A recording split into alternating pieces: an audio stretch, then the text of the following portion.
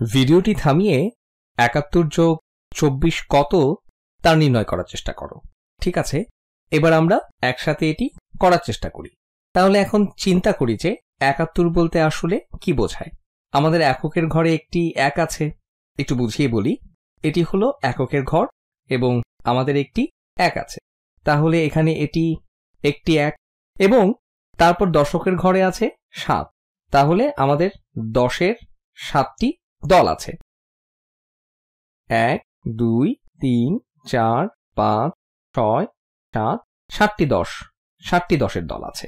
তাহলে এটার মানে হলো ৭টি ১০ এবং একটি ১।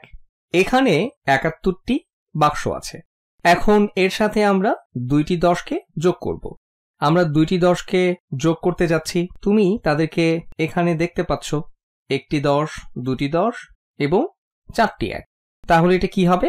এককের ঘর থেকে শুরু করা যাক। আমাদের একটি ১ এবং আরো ৪টি ১ আছে। তাহলে একটি ৫, তাহলে এটি ৫টি ১ হবে।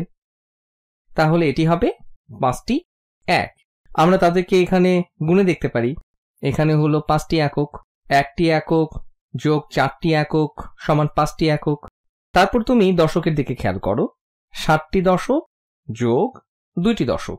এখন যদি তুমি এদের সবগুলোকে যোগ করো, তুমি ১০-এর ৯টি দল পাবে। আমরা ৯টি ১০ পাবো। ৭টি ১০ যোগ ২টি ১০ হলো ৯টি ১০। তাহলে আমরা ৯টি ১০ পেলাম, যা এখানে দেখতে পাচ্ছি, এবং আমরা ৫টি ১ পেলাম। ৫টি ১।